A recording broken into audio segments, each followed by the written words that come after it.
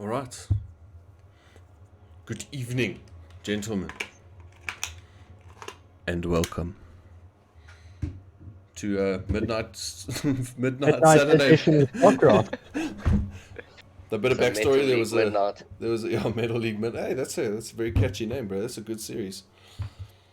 So yeah, Metal League Midnight. We have CSO's Bloodrayne and SC2SA's Blayid challenging one another tonight. Well, actually, it was Blayid challenging Bloodrayne. A bit of spat going on in Discord, but Yeah.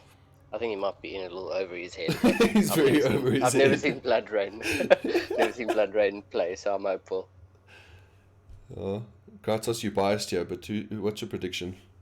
Well, I mean, I've never seen. I've seen Bloodrayne play, so I mean, I can't really make any comment. I think we'll see after game one how it goes. I think she's a hugely more experienced player. Oh, okay. Well, Blade's not. I think Blade's maybe got about Probably. 200 games. Yeah. Bloodrayne's on like Yeah. 2.5. somewhere around there, yeah. Obviously, there is the league experience advantage as well. She is gold and he is silver. I think he's a silver too. Yeah, I think he's silver too. Yeah. So in the top left, representing CSO, that banner looks awesome. As the Zerg in the pink, we have Bloodrayne. And in the bottom right, as our red Terran representing Starcraft2 South Africa, we have Blayid. So what are we seeing here, guys? Oh, a bit of a Vespine cancel there coming out from Bloodrayne, forcing that extra drone before the Overlord. Yeah. The extractor trick. The extractor trick. You know, I remember the extractor trick in Wings of Liberty in 2010 when I think you started off with six workers. Something people did quite often, and then obviously I think it was with sometime after the mid-release of the second expansion, Heart of Swarm, where they upped the natural or the spawn counts on your starting workers. They doubled it to 12, wasn't it? That's it.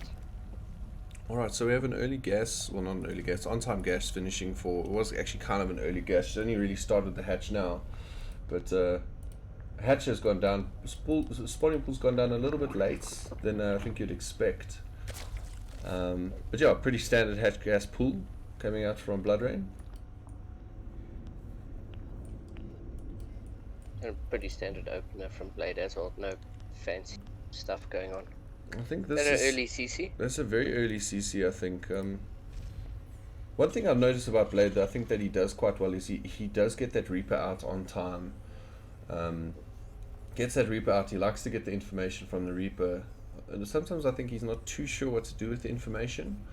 But still, I think all in all a decent way to play. Alrighty. So I see the naturals going down for our Terran player.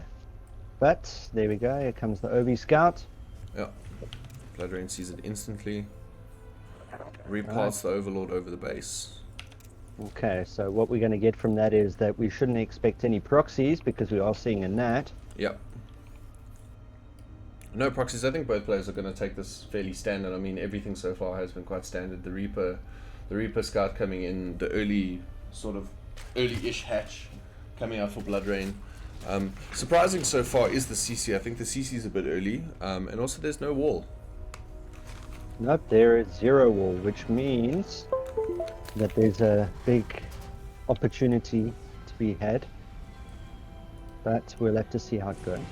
Oh, Blayid actually getting quite a bit of work done there with that Reaper. Managed to get a drone kill, but at the moment he's floating a tremendous amount of minerals and hasn't saturated his second refinery just yet. He doesn't really need the gas, but has built it, has an idle SCV on his natural as well. Is putting the bunker down just to protect that natural.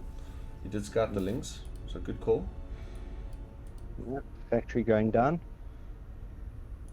The tech lab. Really like to see Blayid using his resources more. I think both players at this point not really, no workers in production for either player.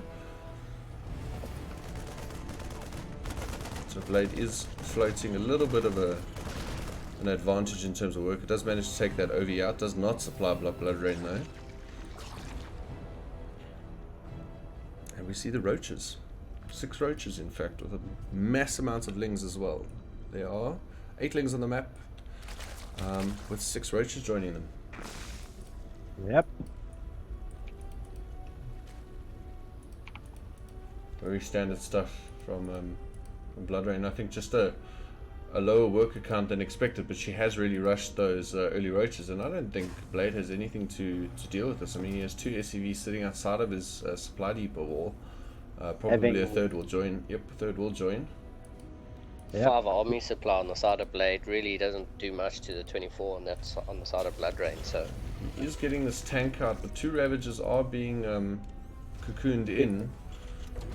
So there's nothing really for unfortunately for Bloodrayne to scout a high ground siege tank, but the siege tank should at least put some extra DPS down on the wall and might just hold this. But I mean, it's 1 tank against, you know, quite a formidable looking army at this point.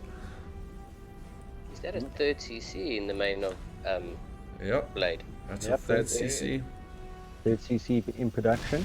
Right, here we go. I think this game is over. Yeah. There we go. Through the wall. Workers will get pulled, the tank goes down, the Ravagers will scout it, the tank goes down, and there's nothing left to hold us. The boys get pulled off with the main. There's just too much here from Bloodrayne. There's way too much here. And GG's board. Well, short and sweet. Short and sweet. Yep. I think really just The Blayid GG has been called, but not tapping out just yet. There we go. just really trying to add insult to injury here. Yeah, oh, there we go. The tank falls and that's it. Either the SCVs will go down as well. And he taps out. First game of the Metal League Midnight.